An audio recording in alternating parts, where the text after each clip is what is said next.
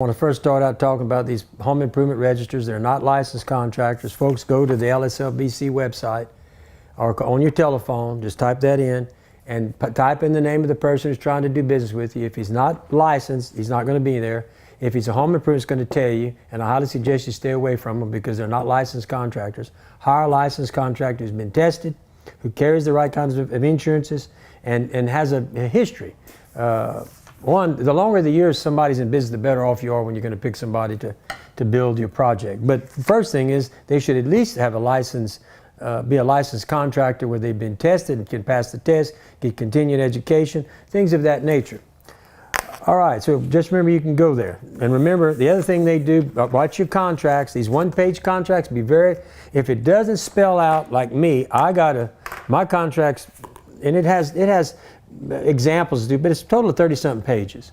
Therefore, you're going to know exactly what I'm going to do and exactly what's required of you. That's a well-understood contract. Talk to an attorney. He's going to tell you, I'm right. Whatever we agreed to needs to be in writing. Okay? If there's a problem, the written word doesn't change. Verbal stuff changes. You got to be careful with that stuff. Don't do nothing. I highly recommend you don't do nothing verbally. Now, Mallett Building's been in business 23 years, 22,000 buildings on the ground, A+ rating with the BBB. Folks, we got a plant. We cover 3 states. If you want somebody experienced, he's a state licensed contractor and been doing it a long time, we're the company. It's just that simple. So today I want to talk a little bit about, and I had a customer that I was talking to a minute ago, and we got on the subject of post frame versus stick frame.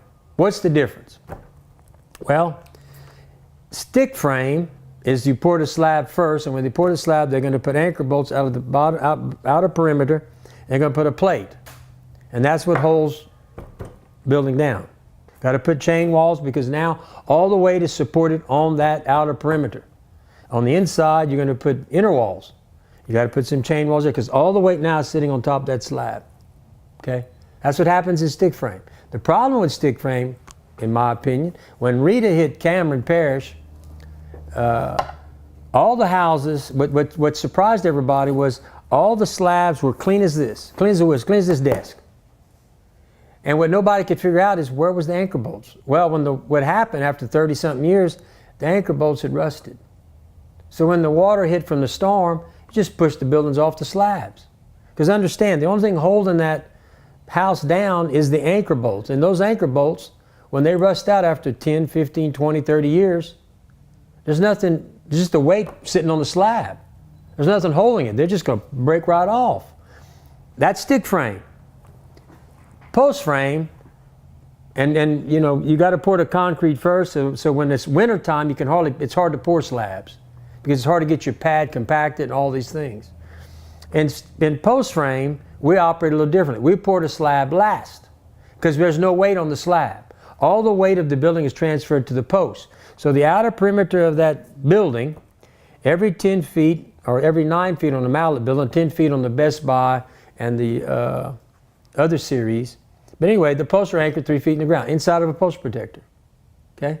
So the post is anchored 3 feet in the ground, in a post protector. Therefore, the microorganisms of the dirt are not attacking the treated post, which has a lifetime warranty, by the way, against rotten fungal decay and termites. But we put it in a post protector too. Give you another, and we guarantee it for 50 years. Okay?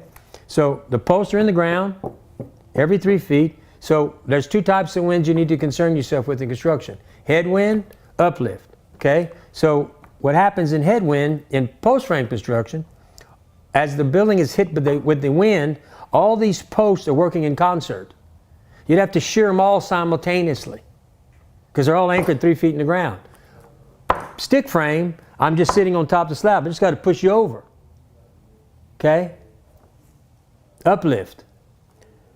We transfer, when we pour the slab, after we build the building, all the posts are anchored in, we put a engineered graph of cables, aircraft cables, a grid, and then we attach that to all the posts. Then I pour all the way to the concrete on top of those cables. So what happens, I took the dead weight of the slab and transferred it to the outer perimeter of the building with all these cables.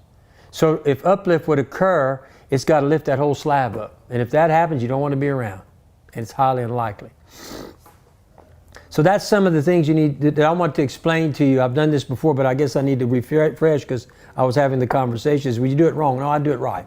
I pour the slab last because I don't want no weight. And then when I do it this way, I have no weight on the slab. It is floating. All the weight of the building is sitting on the post, transferred to the post.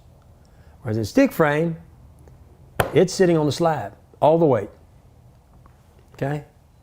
So anyway, wanted to explain that to you. If you have any questions, always feel free to call me at 337-515-2154, or you can call the office at 337-214-0428. Always remember we have a referral program.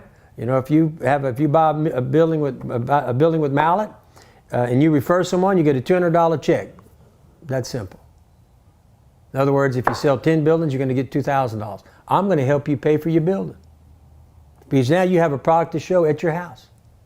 And I want to help you pay for your building. That is always the objective here, is to try to get people who bought buildings to always talk good about us, but at the same time make some money. Help pay for your building. Hey, you know, you got the product. Show it. Get the customer here. You know, I send 50 sheets to every customer who buys a building, which are referral sheets. And if that customer comes with a referral sheet, or if my referral guy who handles all that calls you, he'll call the person for you and we'll still send you $200. So anyway, if you have any questions about anything we do, feel free to call me. And I've given you my number, 337-515-2154, or you can call the office at 337-214-0428. Thank you. Please share this. It's always a pleasure.